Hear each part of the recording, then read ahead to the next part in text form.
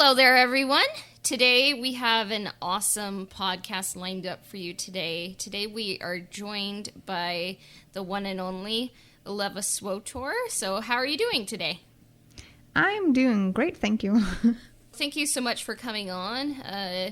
You've been someone that we've been trying to figure out like the best episode to feature you on, and in the future when we kind of dip our toes more into the SWTOR side of things, like you'll probably be a big help for us, and we love watching your videos and interviews on the YouTubes, you know? So Thank you. So how did you discover Star Wars? Well, it's a story that I've told many times by now, but I have been a Star Wars fan since the womb. My mom watched a lot of Star Wars when she was pregnant with me. And by the time I was able to crawl, I would be going to the TV whenever I could hear blasters and lightsabers. So I'm indoctrinated to be a Star Wars fan. Huh. Yeah, that's a good way to discover it, you know? Yeah. Yeah, for sure. So, yeah. And then, did you discover KOTOR or SWTOR first? KOTOR. I am old enough to have been around when that came out. Yeah, same here. And I always was very impressed with the SWTOR trailers. I remember when the first trailer came out, like I want to say it was like in 2010. Yeah, approximately. Wow, I feel old, but we would watch it. Like I was in a creative writing class, and like on Friday we would have inspiration Fridays, and like sometimes the teacher would roll on you, you know, like according to what row you were in, or like what seat in the row you were in, and they're like, what's something, I can't remember, like what's something epic that you're excited for? And I was like, ooh, like am I brave enough to like say like we should watch this trailer, you know, because it was just such a good one. Like you had Darth Malgus and is it Venzalo, I think, like Venzalo, yes. Yeah, fighting in the Deceived trailer, and I was like, yes. It was just a really good trailer. They I believe it was made by the guy who directed Deadpool, so it's like action meets Star Wars, and I would love to see the movies kind of incorporate that. But what do you love like about the KOTOR and SWTOR side of the Star Wars tree? Well, for me, it's a lot to do with the fact that it is in the Old Republic era. It's a time long before the movies. It was mystical. It was more primitive at the same time as it's not. It was a time of conflict and mystery, and it's just in a grander scale than it is in the movies. Yeah. And it just caught me instantly, this of playing the protagonist in the way you do. And, you know, BioWare are just amazing at making stories in general. So they told a very intriguing story from the beginning.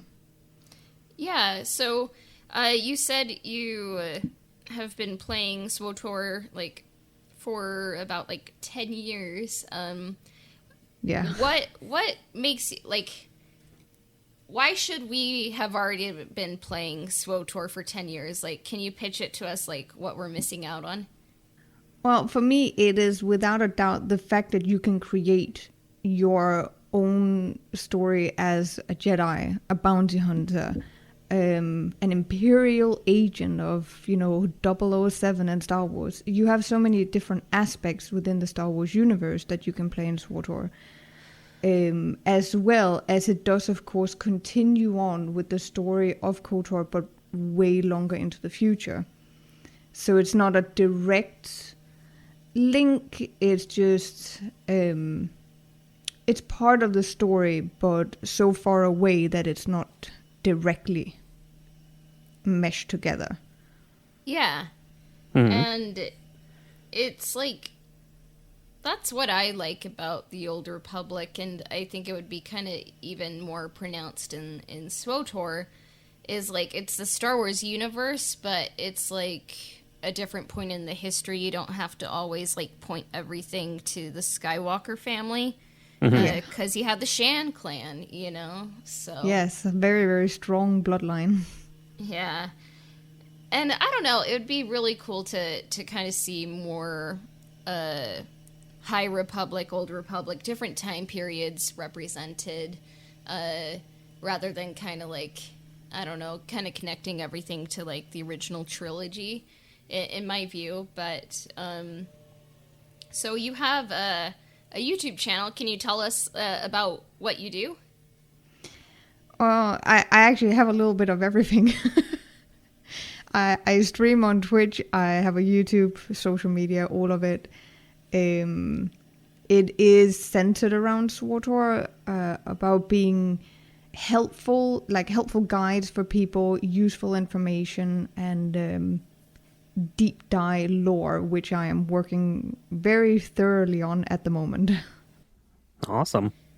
Yeah. I've been really impressed with your stuff, and I recently saw an interview you did with an employee from BioWare. Can you tell our viewers more about that interview? Yeah, that was with Caitlin, who had just got the promotion of writer at the BioWare in Austin. She made the story for the last update that's called The Dark Descent, which takes you back to the Dantooine Enclave, which is, of course, in ruins. I had the privilege of interviewing her, a very big fan of her writing, and you can feel she is a fan of KOTOR as well. She honored the memories of the previous two games and made sure a lot of details was implemented into the new story of how the environment was and the secrets and maybe even why we went there, but that is a story that hasn't been told fully yet. Yeah. And was that your first interview you did on your channel? Yes. Very exciting. You did a very, you knocked it out of the park. Like, I wish that if you go back and listen, actually don't listen to episode 13, like our first interview, like, technological issues abound there, but yeah, you knocked it out of the park, and I learned a lot, and it was a great interview that you did with Caitlin. And thank you. Yeah, it was just really cool, and I was able to kind of see through your channel, like all the details that were incorporated from the Dantooine levels in KOTOR 1 and 2. So it was really cool to learn that. So thank you. Thank you. Yeah. Yeah, it looks like a real treasure trove of videos for anyone who's kind of looking to get into SWTOR or to explore it, a little bit beyond what you might just think about getting into. So yeah, definitely some good stuff there for people to check out. Thank you. Yeah. I appreciate that. So I guess there's no better transition from Dantooine to the Starforge. So I guess we could take a quick break and just dive into all things Starforge.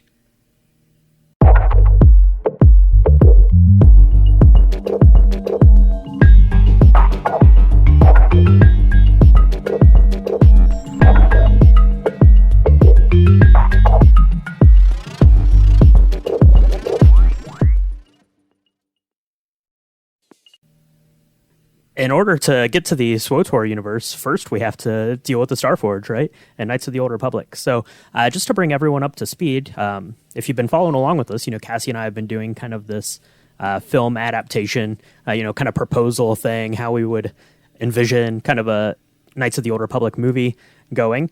So just to bring everyone up to where we're at right now, so we had Act 1, protagonist Revan, who wakes up on the Endar Spire. Make our way down to a terrace, get Bastila into the party, end up going to Dantooine, getting some Jedi training, and finish the first film on Kashyyyk. And then the second film, we begin our journey in Tatooine, and we stop along the way to Manon before eventually getting to the Leviathan, where the reveal happens. We find out that Revan is Revan. Bastila gets separated from the party. The whole crew is tossed upside down in this turmoil, kind of a darker second act. And then Act 3, which is where we're at right now. So this film starts on Korriban, kind of reconnecting with Revan's, kind of Sith past before, making our way towards the Starforge. Have to make a little detour in Lihan due to some force fields going on. But we have an encounter with Bastila there before eventually having to, chase her up to the Starforge, which is the culmination kind of these 3 films. This is where everything happens that's, going to happen. We've been leading up to this point for quite a while now. So what are some of our goals on the Starforge? So the big ones for us in this film are that we need to redeem Bastila. We need to find her. We need to get her back on our side, back on the light side, back on the Jedi side. We need to defeat Darth Malik. He's been the antagonist through this whole thing, so we need to have a confrontation with him. Maybe offer him redemption and see if he's willing to take it or not. And then we need to destroy the Starforge because it's bad news all around. So I guess I'll start with you, Illeva. If you were making a film about the Starforge, what do you think that it looks like? Do you have anything in mind on what you think it would look like in like a movie world? My thought is that I want it to be in a grand scale, in the same way as you approach the Death Star the first time with Obi-Wan aboard, and he's just like, "That's no moon." Mm-hmm. It has that ominous feel to it as you approach it, which I think that the game already does quite well. If you're seeing it sucking up the energy from the nearby sun, and you see the unlike fleet that is just merging out from the station, and you have no idea how in the world it could be that big.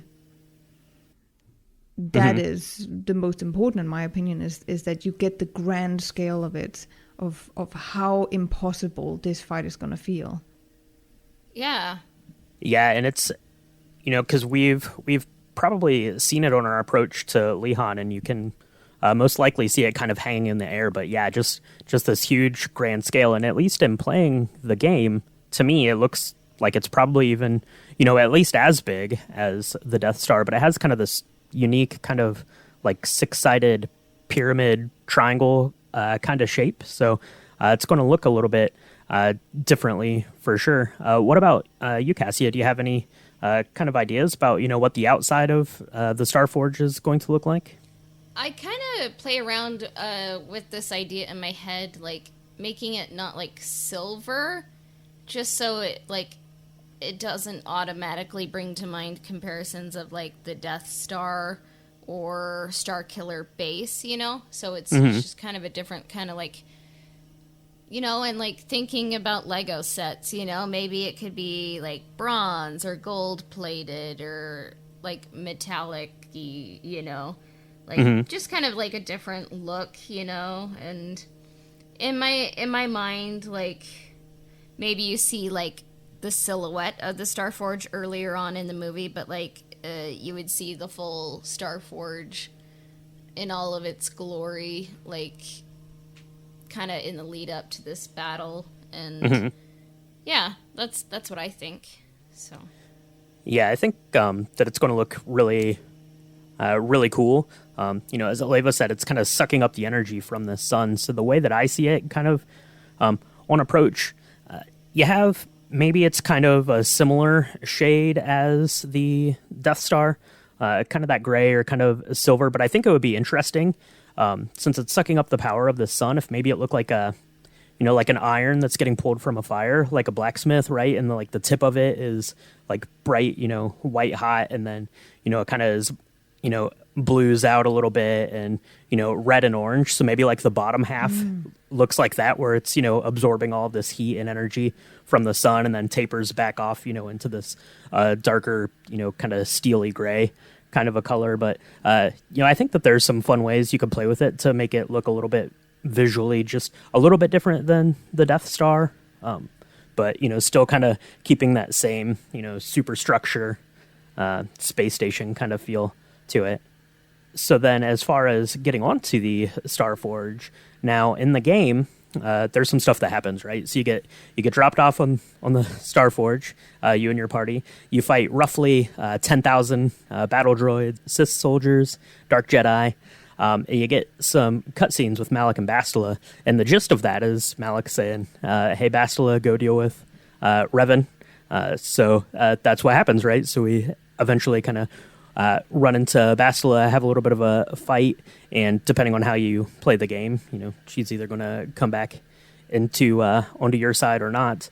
But then, in kind of the more light side, which is how Cassie and I play the game, she's going to end up using her battle meditation to help the Republic fleet defeat this thing, and then we go and confront Malik for the kind of grand finale there. So we talked for a minute there about what we think the Starforge is going to look like on the outside as we're getting there. What about on the inside? Does it have still kind of those same like Death Star and Star Destroyer vibes, or are there any kind of interesting things you might like to see, or ways you think that the Starforge might look? Because this thing was built like 30,000 years before the Death Star, so there'd have to be probably some differences, maybe, I don't know. But Illeva, what do you think about the inside of this thing? Anything interesting you want to see as we kind of, we fly into the hangar on this big space station, what it looks like? Or Well, I do have, of course, both a little bit of a biased and privileged information from playing SWTOR, but definitely having the old feel of it from the Rakatan technology. So a lot of the interior would be more like stone than it would be actual metal. It is not stone. It is still a form of metal, but the design of it feels older. It feels antique, and I don't know. I have the image in my head of having a cylinder-shaped center that is an open space, because it's where all the power comes in from below and fuels the machinery inside. And you get to see it as you're walking inside. You do get to see that a bit in the game, but I would love to see it in a grander scale. So when you look down or when you look up, it feels like you're looking in an endless direction, both up and down, to get the feel of how massive this station is. And that this is going to be one tough fight to deal with. Yeah, no, I love that. I love the way you described it there, kind of this endless void of energy kind of running through this thing. That sounds pretty awesome. What about you, Cassia? What do you think the inside of this behemoth looks like? I mean, I was actually going to kind of say the same thing. Like, I should be less of a SWTOR noob, probably. I should play it, but with the Rakatan influence, I was going to say, like, make it look old, on the inside. Make it look different. Like, we have a bajillion Death Stars and Death Star adjacent, like, Star Destroyer things in Star Wars. Like, make it look different. Like, because the Starforge isn't something that it's not a super laser. It's, like, a factory that, like, can... Yeah, right. Like, just create stuff, like, endlessly, and I was like, make it just like feel different. Maybe like in a movie they could like have different colors on the outside, but on the inside, like, yeah, make it feel old and ancient, like you kind of quite don't understand it. It's like kind of more connected to nature and another age.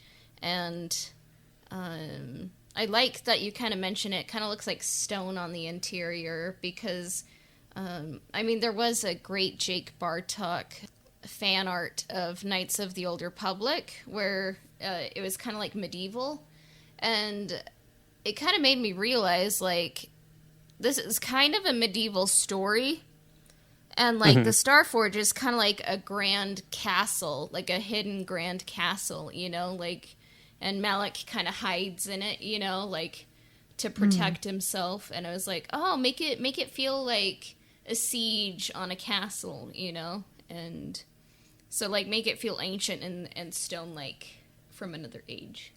Yeah, I think, kind of along the same lines. So I think the inside of it's going to look, similar in a lot of ways to the inside of the temple Ricotta look, but I envision like these big, kind of not stone, but these big like huge computer consoles, and kind of the same sort of consoles that we've seen throughout the film, like at the different star maps going on. So stuff that kind of looks like that. No, I think that the inside of it's going to be, pretty clean. But I think that there's going to be something just kind of off about it. A little bit scorched, a little bit warped looking, not like full on warped, not like Alice in Wonderland or Charlie and the Chocolate Factory warped, but just some things that are just off a little bit. 'Cause this thing's been sucking up sun energy and, dark side energy for like 30,000 years. So I think just some little things that kind of play visually. So maybe if there's like a walkway that has red lights on it, maybe, just one or two of those is just like a different shade of red. So something you can't quite put your finger on the first time you're watching it, but something just looks a little bit off about it. I think that would be kind of a pretty cool way to show that this thing is bad news and ancient and, not necessarily poorly maintained, because I guess it's repairing itself, which is what this technology did, which is how it could survive for so long. But just something is kind of throwing off the light side dark side balance in this place. Yeah, for sure. Yeah. Well, that's kind of how we see the outside of the Starforge, the inside of the Starforge, and the Starforge itself is going to be a pretty main character in this third film, playing a big role in what's going on. So why don't we take a short break and we'll talk about the other characters and how their story is going to unfold on this thing.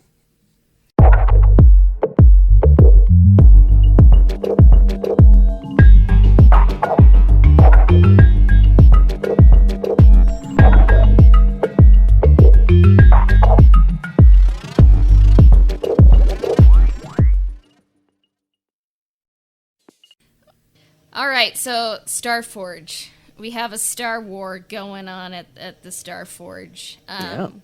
And we have many, many characters. And, I'm like, oh, this is cool. Like, this would be really hard to do in a movie. And, honestly, I'm still learning about cinema, still learning about movies, still learning about storytelling. So, a lot of other people can probably talk about this a whole lot, more knowledgeably and kind of create an experience for everyone to connect to better.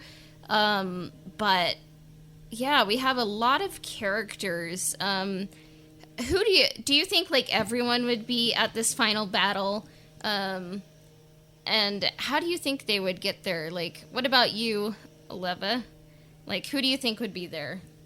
Well, there will definitely be the large scale of characters in the Republic fleet that arrives, which we of course know as Dordana. We have Master Vandar on board, who survived the onslaught on Dantooine, and he brought Jedi Knights from unknown places. That could be Coruscant, could be a lot of other places they come from.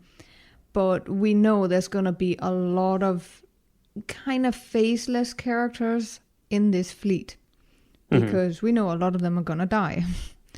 That is war for you. So it will be focused mostly on Dordana and Vandar when we see the fleet itself, that they are the main characters, those who have to make the choices, those who have to make the sacrifices on other people's behalf. And they will definitely be a big part of it. When it comes to maybe the crew of the Ebon Hawk, I would say, yes, I think everyone would be involved. They wouldn't just sit on board of the ship and let 2 to 3 people deal with it. They will all be implemented in a movie adaptation, in my opinion. Yeah. I don't see none of the Ebon Hawk crew, speaking of the KOTOR team, not us, even though none of them are cowards, but Brian's not a coward. Maybe I am.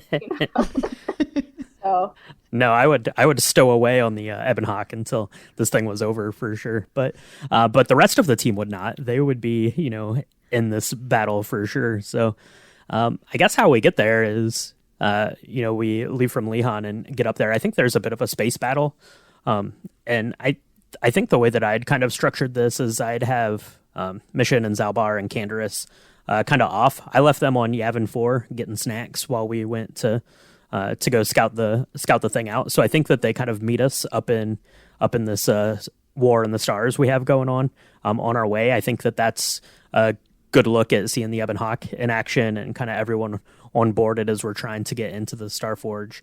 But yeah, I think once we land, those two ships land, everyone is there. Now, I really wanted to find a way to get the Ebon Hawk not to go back out into the space battle, but I couldn't really come up with a very good way to do that. So Karth's going to grab the keys for the Ebon Hawk and head out to help the Republic in the space battle while, the rest of the crew is left on board the Starforge to wage this kind of ground battle that's going on inside of this thing. Yeah. I mean, it is a star war, so you have to have some people in the stars and some people, having wars inside of the things in the stars, like the space ships and everything. It's funny because I actually completely disagree on that one. Okay. For me, the Ebon Hawk is not a fighter; it's a smuggler ship. Yeah, and that's kind of why. Well, the big reason why I wanted to see if I could leave it not in the space battle was because it kind of looks like the Millennium Falcon, and the Millennium Falcon showed up at every space battle in all the Star Wars, just so it would be a little bit different. But I think if you're making a film and there's a space battle going on, you have to get your pilot in the main ship of the thing out there. That just, for a moment, I just had an epiphany on that because it's not long ago I did a little fact thing about Ebon Hawk. They are very modifier friendly, which means since you left Mission Bodar, no, sorry, that's from SWTOR. Zalbar, Mission Zalbar and Kendra somewhere else, they could easily modify the Ebon Hawk to be spacefight friendly. That would be kind of cool, actually, and make sense for this fight. Yeah, definitely. And that's definitely something that Canderous would be wanting to do for sure, I think. So what about you, Cassie? Are all of the characters going to end up on board here? Or? That's the hard thing is I think that it's kind of hard to decide what would have more emotional resonance, for who to be inside or outside, And I was like, oh, maybe if the Starforge is a castle, people can go in and out, and maybe at certain points the drawbridge gets pulled up or something, or there's a moat, and because I think Revan would want to protect Zalbar and Mission, they wouldn't want them too involved, and they would maybe be okay, maybe at the outskirts of the battle you can stay there, but they probably wouldn't stay, I guess on board I could see Karth kind of switching from inside to outside, and maybe he could be flying around with his son, and maybe Mission and Zalbar could be in the Hawk or another spaceship, maybe. Yeah, and one thing I did want to see from Karth is kind of he's learning to trust people. Maybe from the outside of the ship he could have he has the ability to fire on Bastila when he thinks she's on the dark side. Maybe she still is, but then he realizes I need to learn to trust people. I think that she can change, and maybe Revan can reach out to her, she's not too far gone, and that kind of would kind of fulfill his arc of learning to trust again. So that's my one scene I would like to see. Is he has the ability to kind of just end it, but then he's I could end it, but would that morally be the right thing to do? And then he decides not to. Yeah. You could almost have a little moment with him and Revan, maybe when they first land, Karth's gearing up to, go into battle, and Revan tells him that, the Republic needs his help, out there on the ship, fighting the space war, and to trust him that he'll bring her back. Something like that to kind of play into that character arc for him. Yeah, and just kind of like looking at the crew. If someone just had like a list of the Ebon Hawk crew in front of me, I would say HK. He goes into the Starforge. Canderous could switch off space and into the Starforge. Like, I think he could be a person at the gate to kind of get the drawbridge open, and then Jolie and Juhani definitely would be on the Starforge. Bastila's obviously there. Car switches in between. Mission and Zalbar, probably more space with T3, and then Revan, obviously he's, like the one kind of like leading the charge, I would say. So that's what I would say. Yeah. Well, that's the characters of the Ebon Hawk. What about the bad duo, Malik and Bastila? What are they doing on board as we land on this thing? When it comes to Malik, he is without a doubt, the Dog Lord of the Sith. So he is thinking about his own protection and what he needs to do to prepare himself for this. But I like the idea that he does not know Revan is a threat yet. That he is not fully prepared for this confrontation. So that he is initially kind of lax and like, just send some droids, deal with it. Like, it's no big deal. We have endless forces here. We're fine. Until he then hears the whispers of who is actually coming for him. And as you have talked about a little bit earlier, where he's telling Bastila, oh, you take care of this, you confront him, because either she will prove to be his apprentice, or he disposes of her and then it has bought him time. Yeah. The true Sith way. So for him, it's all about preparing himself for this confrontation. Definitely. I mean, that's how I kind of see it, because I was kind of just thinking, like, I mean, it is a video game concept to have, like, a boss, like a mid-range boss, and then the final boss.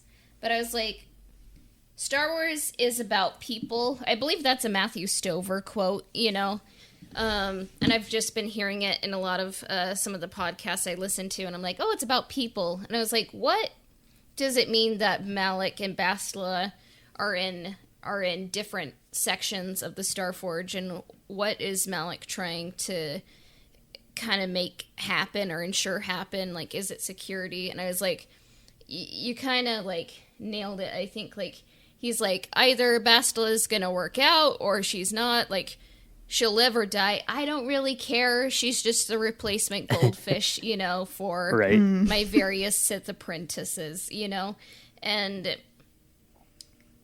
because Sith are, like, really afraid to die.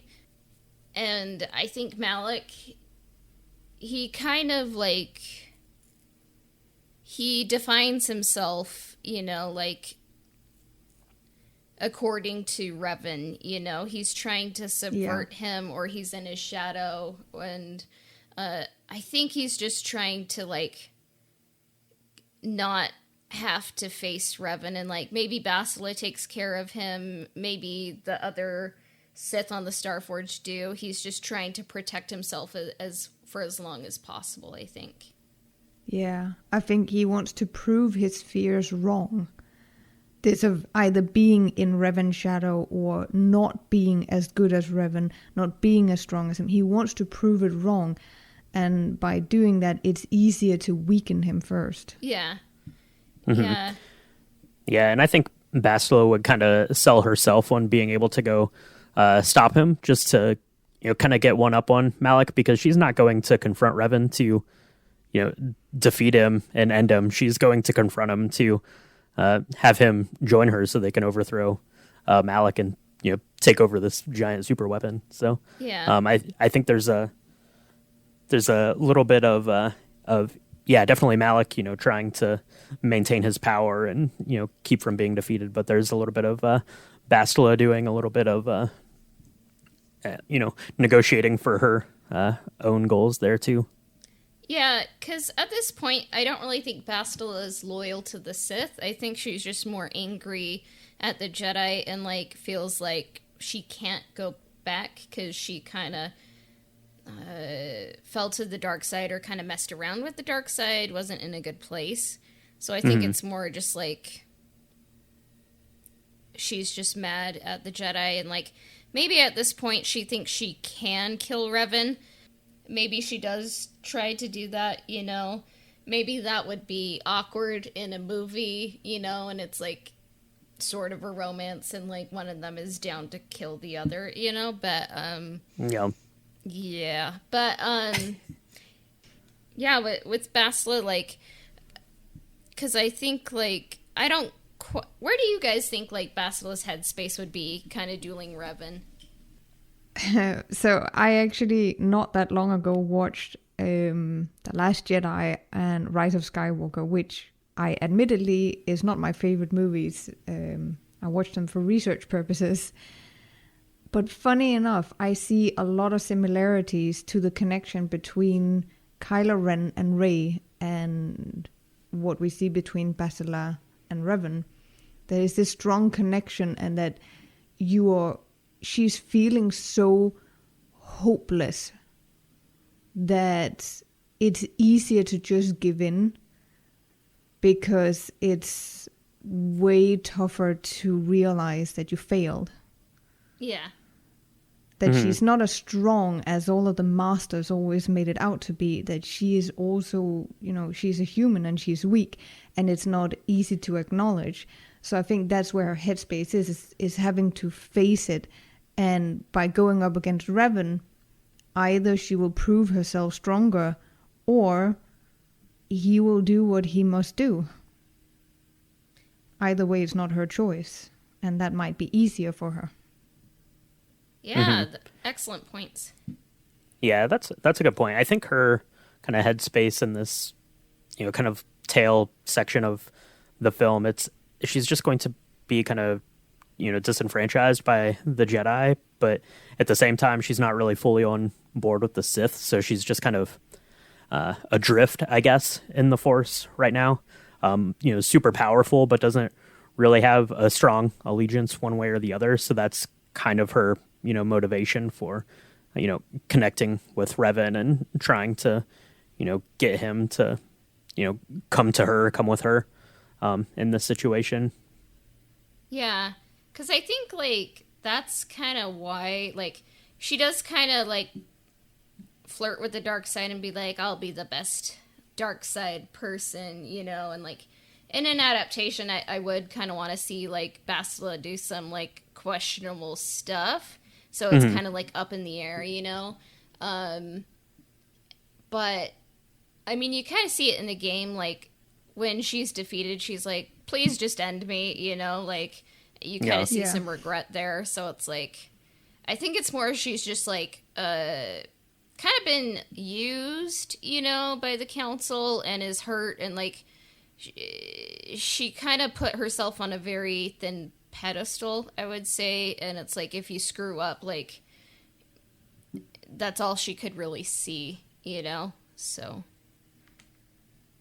but yeah, I think Jolie and her, it would be interesting to see them have conversations, like say in like an Act 2 or something, and like kind of just see like, Bastila's very, not healthy, like mentally, and like the Jedi dogma like really kind of played into that, I think. And it's like kind of like, well, obviously she's gonna fall to the dark side, and then it does happen, but she doesn't have to stay there. So yeah, so we're kind of approaching the part of this podcast episode that I'm kind of like, I have no idea.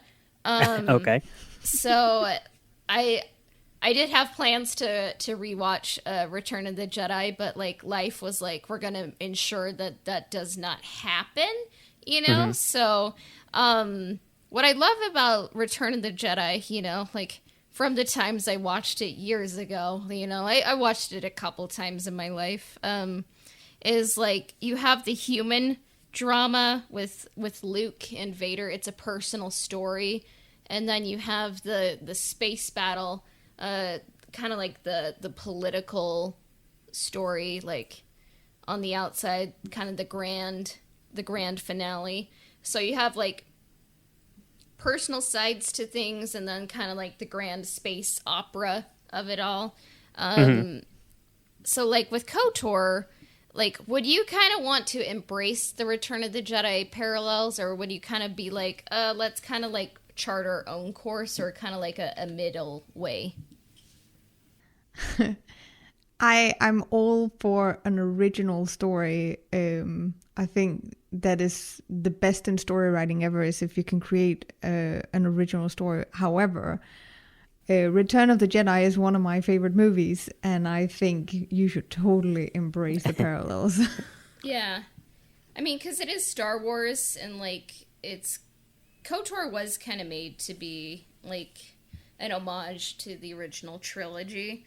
For sure. You have a hero rise, and then a twist, and then a battle on a space station, you know? So, yeah. So, like, I kind of don't envy any writer that has to, like, if there were to, like, be an adaptation, you know, like, have to kind of adapt this, and, like, how do we make this, you know, not Return of the Jedi and Rise of Skywalker? So yeah. I think it's going to be hard to avoid, you know, some of the parallels because the story is pretty similar. But I think if you know, really let the characters, you know, I feel like we've done a pretty good job of, you know, kind of developing these character stories over these films. So if you let them really, you know, kind of be who they are and where they're at this point in the journey, I think it's going to feel a little bit different. And even, you know, a lot of people will say, and if you just play the game, I guess you kind of get that, is that, you know, Malik's just kind of this Darth Vader, you know, 2.0 for this story and things. But I think, you know, the way that his character actually is, like, I don't really think that he's that much like Darth Vader, and he's not really that much like the, you know, Emperor Palpatine. I think he's, you know, kind of a different character. So I think if you just really lean on, you know, these individual characters that we have, you know, aboard the Starforge and the way that this battle is unfolding, I think that it's going to feel new and unique enough, even though, you know, kind of the setting and the situation is, you know, very similar to the Return of the Jedi. Yeah, I agree. So I guess, like, would you guys see, like, the Team Ebon Hawk, like, Revan and his crew, do you see them, like, kind of getting to the Starforge before everyone else? Or, like, do you see them getting into the Starforge after a little bit of a space battle? Or are they kind of there before the space battle, in your mind? I think they're using the space battle to approach. It's a form of distraction. Yeah. And by being such a small ship, and especially with the modifications the Ebon Hawk already have, it's easy to slip through. Yeah. So I would say they would use it to their advantage. Mm-hmm. Yeah, definitely. And I kind of wrote down in my notes, like, Sith and Republic space battle, have a Star War to get the Ebon Hawk crew inside, you know? So I think it does make sense, you know, to kind of give it weight. Yeah, I think because by the time we get off of Lihan, then, you know, all of the Republic forces and, you know, the Sith fleet and, you know, stuff getting cranked out of the Starforge is, you know, pretty much rocking and rolling by the time we get there. So yeah, I think that being a little bit stealthy about it as much as you can be in the Ebon Hawk, I think that that's a pretty interesting and pretty fun way to get them on board. I like that. Yeah. And what I kind of realized, like, I don't really think Rise of Skywalker addressed this, you know, but in 9 they had an endless fleet that kind of just came from somewhere and was, like, you know, like, staffed by people who I guess were just there, and I didn't really look into that, but like with KOTOR, you have an endless fleet, but finite troopers, because I don't think they're piloted by droids, so like, and the Sith do have battle meditation for the first half of the battle, so I'm like, it does seem to work in their favor, but like the Republic could maybe just see like, maybe like the Sith fighters are coming out of like 2 places, and like can kind of bottleneck them and just kind of figure out ways to like kind of just like be like, okay, keep shooting there, they're just coming out of there, so I think there are ways to make this more interesting and like kind of like have some strategy to it and like kind of have it make sense, so that's what I think, at least. It's funny because I've also written down in my notes something about Rise of Skywalker. I think they have taken a lot of inspiration from this fight specifically, of having that unlikely massive army that is being controlled by one man with his battle meditation.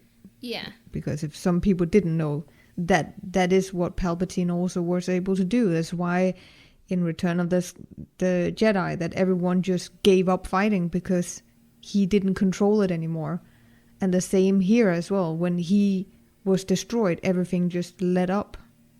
Yeah. And I think they have taken massive inspiration from KOTOR without ever acknowledging it. Yeah, I mean, definitely I did see it there with Kylo Ren's design.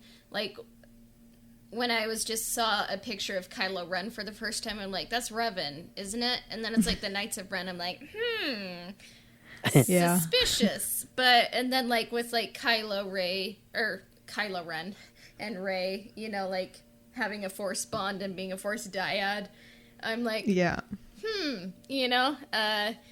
it is kind of there are parallels, and then like with the Rise of Skywalker battle, I'm like, oh, an endless fleet, you say, So I definitely think like Lucasfilm is kind of tapping into the Knights of the Old Republic, kind of story, but they haven't really fully gone there. But I do think they are gonna go there, hypothetically in the future, So, yeah. But how do you guys kind of see like Revan in the Starforge? Like, do you kind of see it like he fights some Sith legions and then Bastila and then Malik? How do you guys kind of see that? For me, I have always seen it a little bit like a personal journey for him. It's where it all began, and it's his job to end it.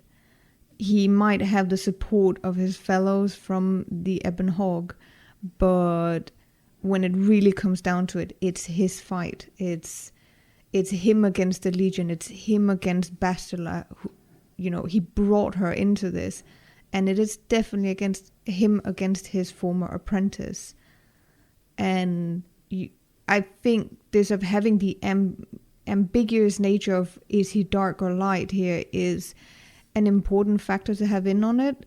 But the one characteristic I've always thought was the strongest about him is that, again, because I take inspiration from how certain people talked about him, like Kreia, is that he is the person who is willing to do what must be done, even playing the bad guy if that is needed.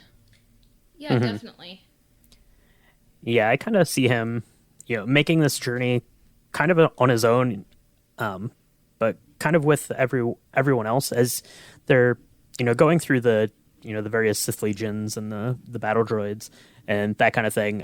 Revan's not really going to struggle with any of these encounters, even though, kind of the rest of the group might get pinned down or whatever the case may be. But he's just so focused on getting up to Bastila and Malik, like he doesn't really like stop to offer them aid, not in like a cold way, but he's just barreling forward. So, as the rest of the party kind of drops off, eventually he's left by himself getting up to, the confrontation with Bastila and then ultimately with Malik. Yeah. And I do like what you say, Leva, that this is Revan's personal journey. He has to end what he began. It's kind of like this is a pilgrimage. Like, he's kind of atoning, like, he kind of started Malik on this path. He kind of was a contributing factor, I would say, to Bastila's fall. And then, like, these Sith forces are really only Sith forces because he kind of, started it, So I think, like, he would maybe... I don't think he would just mindlessly be killing, like, a Sith Legion here. Maybe he would be trying to, like, say, like, there's a better way, but he'll defend himself if necessary, but, like, I don't think he would take any pleasure in it. And then I think, like, tonally, I think it would be hard in a movie to kind of have Bastila and Malik separated, but I think, like, unless they're separated, it becomes Return of the Jedi again. And that's the hard part. I was like, oh, this is really difficult, because it's like, who does he face first?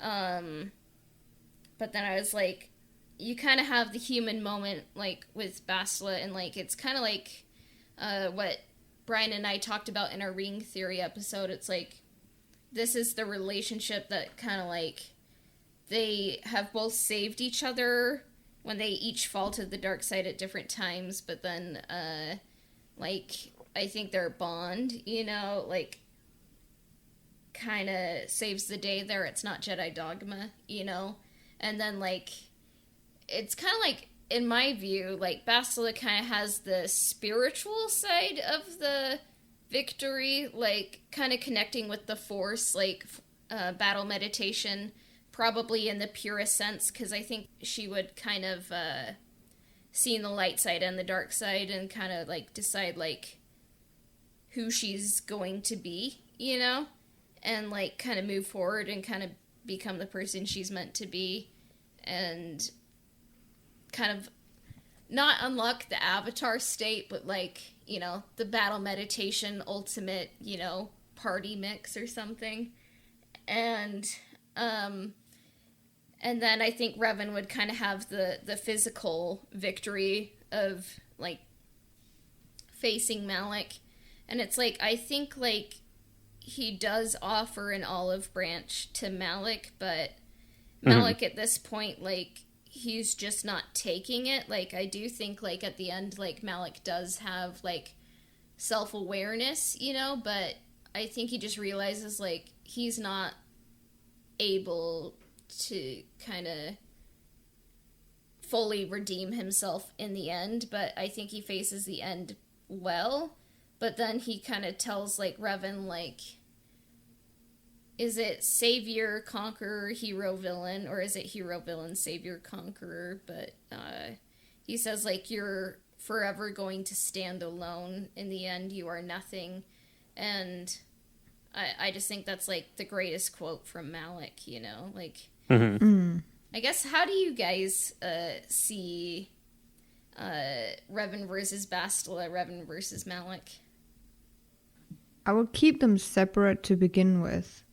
And yeah, I will keep it canonically as it is from the game that he will go to her first to break the destruction she is participating in with her battle meditation. He will leave her to it, let her break it up and turn the tide. But I do also see her as joining the fight against Malik. That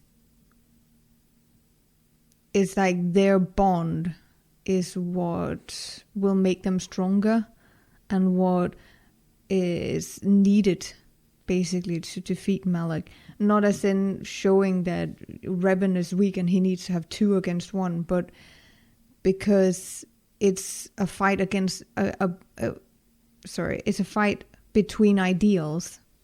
This of Malik saying at the end, and in the end, as the darkness takes me, I am nothing. Yeah. Because that is what he is. He stands on his own. He is nothing. He's thinking only of himself. Therefore, he becomes nothing. I guess, do you see it like Bastila is physically there or helping with battle meditation? Physically. Oh, yeah.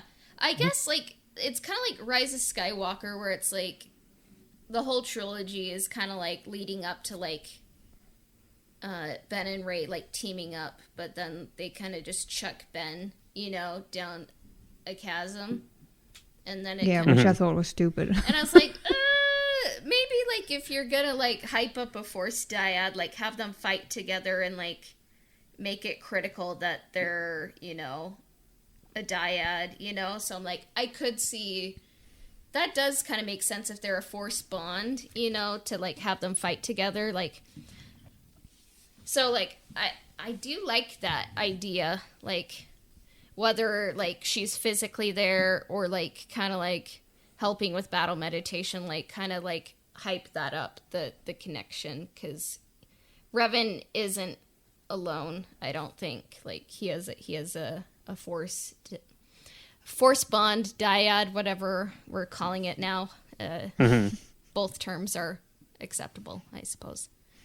No, I see it kind of playing out similar to the game, where he's going to have the confrontation with Bastila first and then go to see Malik. But I think maybe after he confronts Bastila and are reunited, she stays to do the battle meditation, and he goes off to confront Malik. And maybe you play on the battle meditation and how they're communicating. In the Lihan episode, I talked a little bit about how they're having kind of this kind of internal dialogue as they're having their fight on top of the temple on Lihan. So maybe it's similar to how that played out, except now she's giving encouragement and help and wisdom as he's fighting Malik, maybe telling him he's still worth redeeming, or taking your anger out on Malik's not going to fix the damage that has been done, stuff like that, just to kind of stay in his head as he's confronting Malik. Because I do see, like, I think when Revan makes a choice to like not go with Bastila on Lihan, that he's like kind of like firmly, well, not maybe firmly, but like he's rooted to the light side, but it's not like what the council would define as the light side, more like probably like what Jolie kind of would say, like, so I think like, yeah, it's kind of like he's rejected her offer kind of on Lihan, right? Yeah, and it's like when he goes onto the Starforge, I kind of see him being like the most full version of himself, the most powerful. Like he has all of his memories. He knows who he is. Like he knows the light and the dark, but like he's gonna like forge like a positive path forward. So like I think like on the Leviathan, like he was kind of caught off guard with like the truth about himself, and then like on Lihan, it's like kind of like surprise, Bastila's dark side, like this is the version of Revan, like he becomes more powerful like through the trilogy, like it'll be gradual, but yeah, like when Revan defeats Malik, how do you guys see the Starforge being destroyed, like, and how does the crew get off? Like, what do you think that would look like? I know that in the game, the idea is that the Republic fleet has managed to get so close that they can destroy the stabilizers on top of the station that then, descends it. However, I prefer the idea that since their master Malik has now been defeated, there is a chaos in the Force. There's an unstableness that erupts for the station, because it is funny enough fueled by the dark side. and by having the chaos happening inside would cause a chain reaction instead that would make it unstable. But maybe that is far-fetching. No, I like that for sure. Things going unstable. I see it a little bit more mechanically how it's going to happen. So, and I'll talk about it here as we kind of go through our final pitches. But I think that everyone that's on board and kind of fighting, their ultimate goal is to get into kind of this manufacturing area where these ships and fighters and stuff are being created by the Starforge, and they're somehow able to get that offline or corrupt it somehow. And so the way that this happens then is it's still sucking up energy from the sun, but it's not producing anything, so there's nowhere for it to go.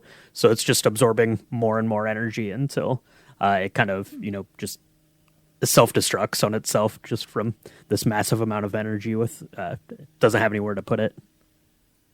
Yeah, and I guess what I kind of could see happening is once Malik is defeated, like maybe a lot of the Sith forces would maybe just surrender and like kind of turn away, maybe? I mean, in the KOTOR era, I feel like I describe every character, like, it's like, they can also be on the light side and the dark side, like, because honestly, I think everyone in the KOTOR era, like, something is going wrong, with the KOTOR Jedi, because they all, like, fall to the dark side, at least once. So it's like, check that box, they turn to the dark side. But, like, maybe, like, some of the Sith forces could, like, see the error of their ways, like, and, like, maybe, like, Revan and Bastila's story, it's kind of, like, about redemption, and maybe not redemption necessarily equaling death, so it's, like, maybe you could see, like, if Revan and Bastila can, like, flip-flop light side, dark side, and then come back to the light side, like, not everyone has to die, and, like, maybe they can, like, become better, which is something, like, I really try to be positive about the sequel trilogy, but I think it may be a missed opportunity is, like, Finn was going to maybe lead a stormtrooper rebellion, and maybe we could see, like, a little Sith trooper rebellion, like, because a lot of these people used to be Jedi, so, like, maybe just see them, like, turn a page, and, like, surrender, and, like, some people are just trying to, like, get out if they don't, like, surrender or rejoin the light side, But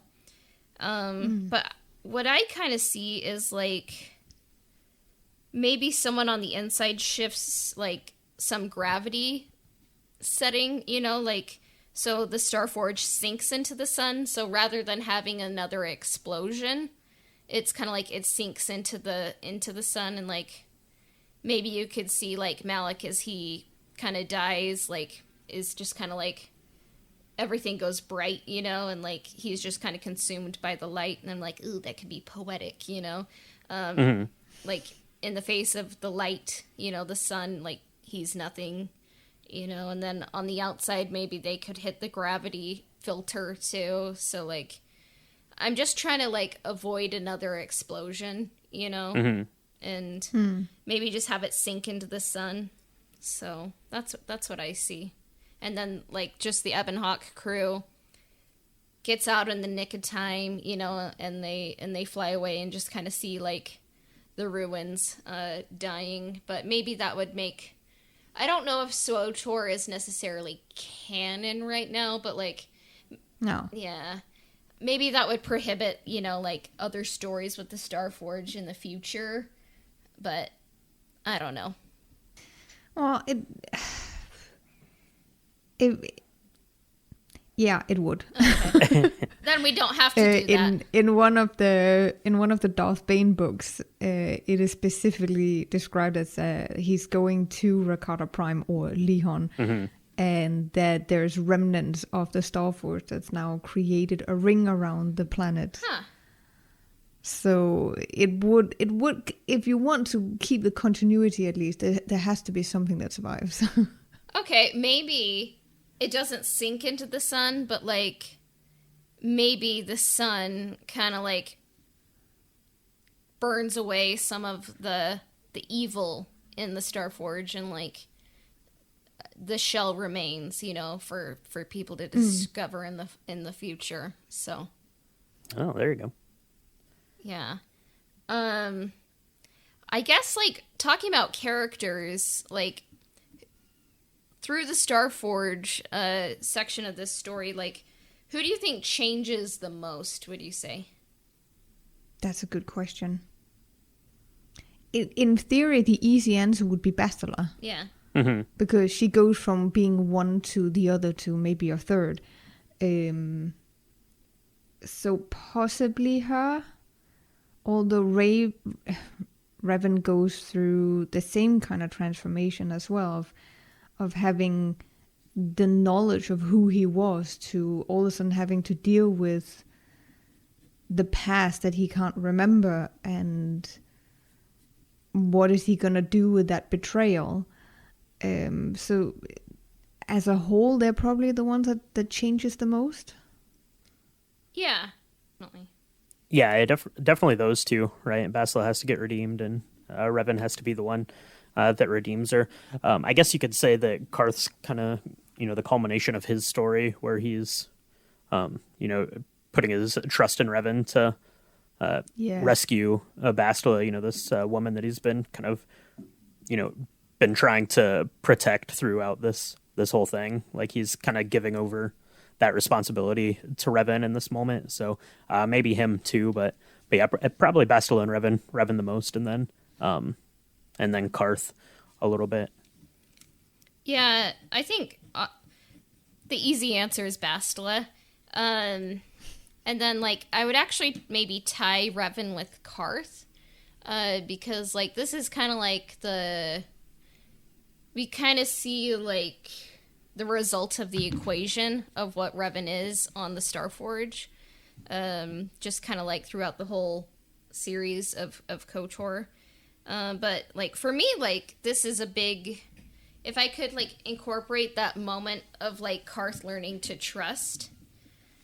and, like, not just shoot someone out of the sky when he can, but learning to trust, like, I would be like, yeah, Karth. And then I think Canderous learning to fight for, like, another cause and, like, people that, like, actually kind of defeated him.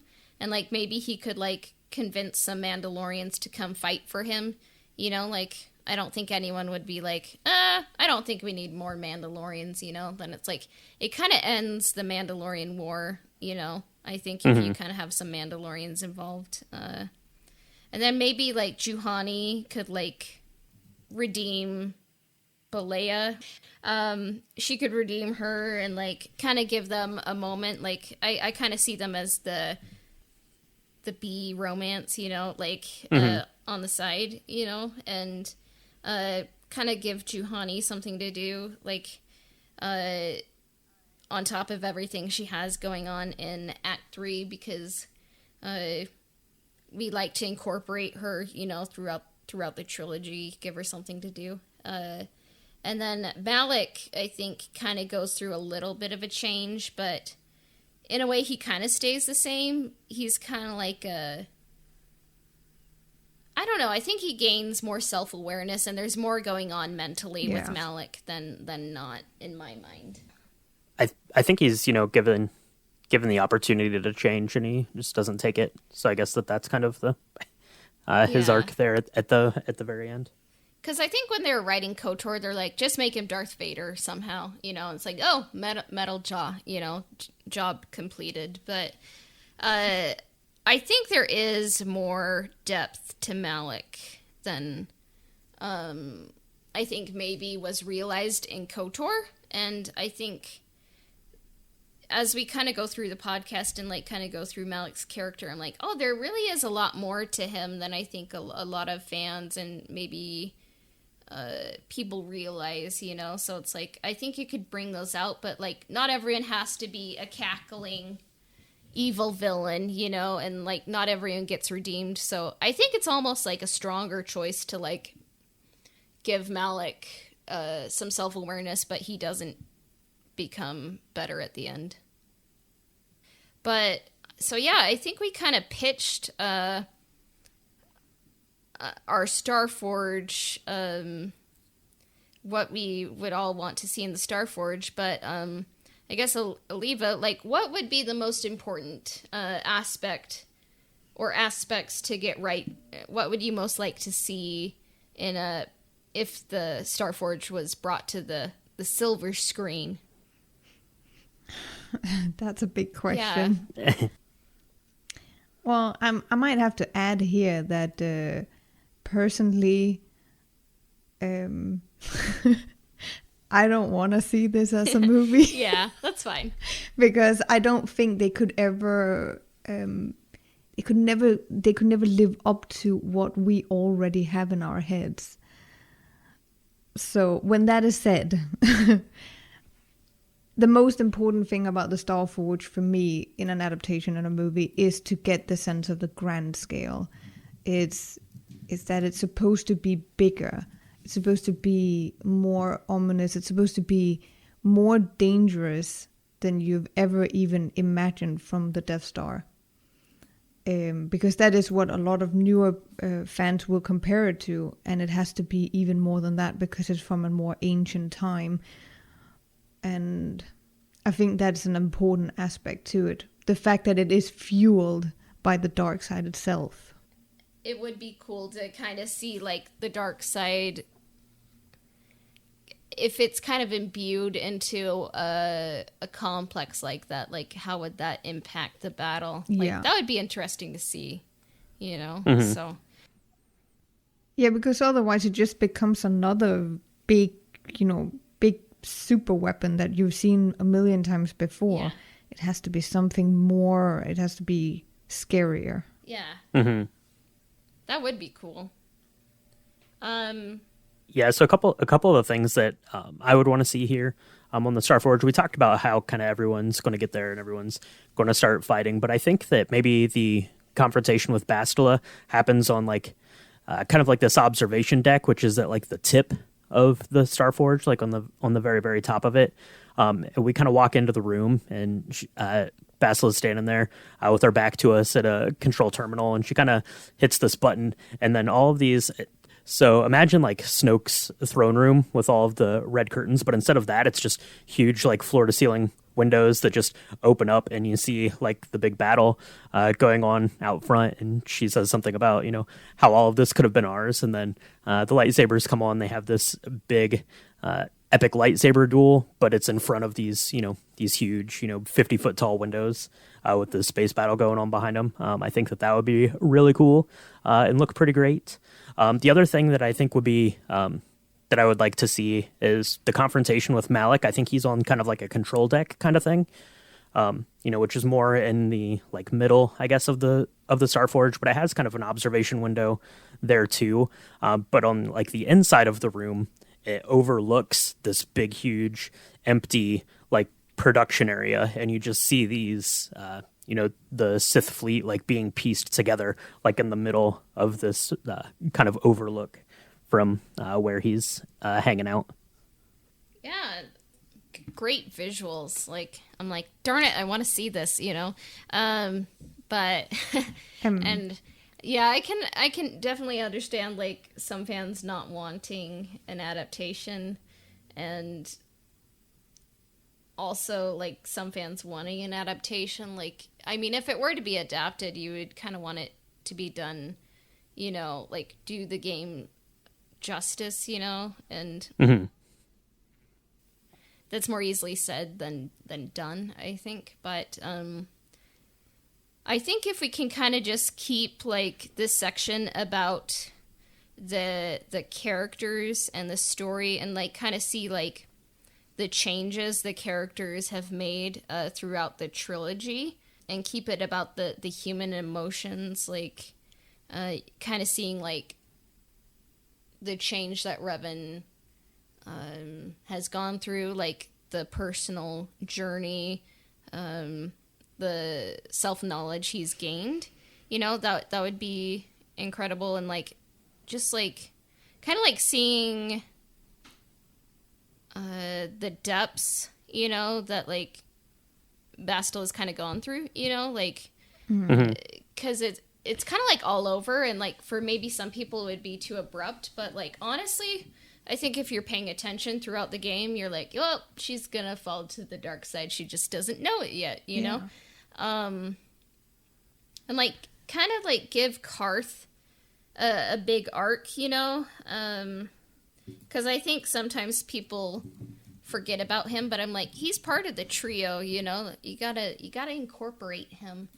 And I'm kind of surprised. It sounds like you have a weakness for Karth. Usually I think like I'm just like, be nice to Karth, you know, like he does good things, you know. I think like if you listen to me earlier in the podcast, I'm like, oh, Karth, so stupid, he's so annoying, like he just says he doesn't want to talk about it, you know. But then I was like, I think like Karth kind of has the most relatable arc, you know, like kind of getting betrayed by like someone like who was his mentor, you know, and like someone he looked up to, and kind of just having to lose his family. Like that's, I think it's relatable what he goes through. You know, like maybe like someone he worked with for years, like doesn't give him, you know, the promotion, or like leaves the company to like go join the other side, you know, the competition, you know, and like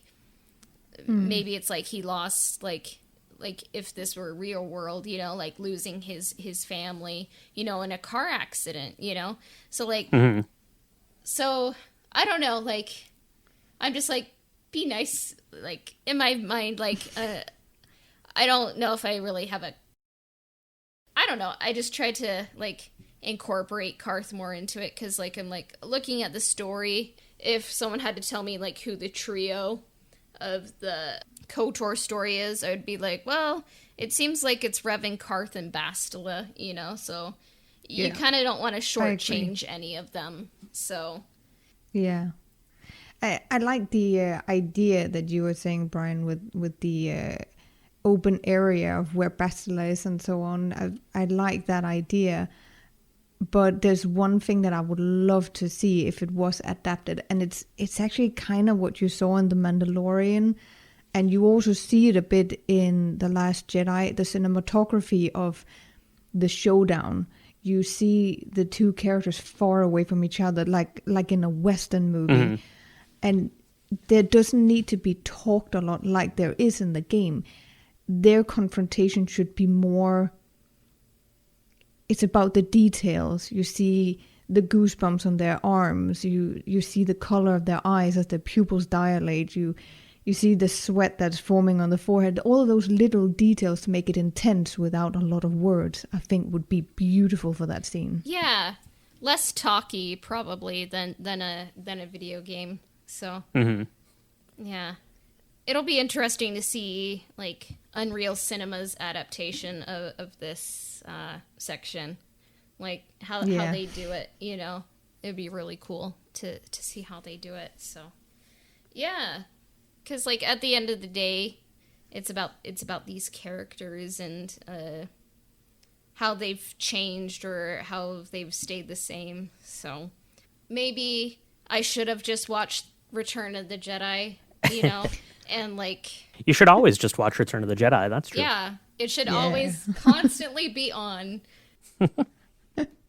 wherever you watch your movies. So speaking of today's sponsor is Disney Plus. You can watch it, you know, on your phone, on your laptop, in your car, or, you know, like on a television set. Not if you're driving. Don't watch it while you're driving. No, I mean like the people in the back can, you know. Oh, okay. Someday cars are going to drive themselves, you know, so yeah. And people in 5 years will be like, what? What are they talking about? Cars drive themselves. That's fine. You can watch a movie, you know, but just kidding. We're not sponsored by Disney Plus. We would love it, but yeah. So, where can everyone find you and follow your content? Well, both on YouTube, Twitch, all social media, I'm called IllevaSWTOR. So just search IllevaSWTOR and you will find it. I do also have my own website called Illeva.com where you can find links to everything you need from me, whether it's guides, my latest video, or whatever social media you are searching for. Yeah. Awesome. Yeah. Make sure you definitely go take a look at the Instagram, take a look at the YouTube and the website, because it's a lot of good stuff, especially like if you're someone like Cassie and myself who have not gotten into SWTOR yet. There's a treasure trove of good stuff to get into. So definitely go take a look at it. And thank you so much for coming on. We really appreciated having you on and talking about the Starforge. Thank you so much for having me along. Yeah, thank you for your perspective. And in the future, when we kind of dip our toes into the SWTOR side of Star Wars, maybe you can come on again and kind of guide us through, and we'll be like, why didn't we do this 10 years ago? So I'll gladly be a helping hand if I can. all right. Well, take care, everyone, and may the Force be with you.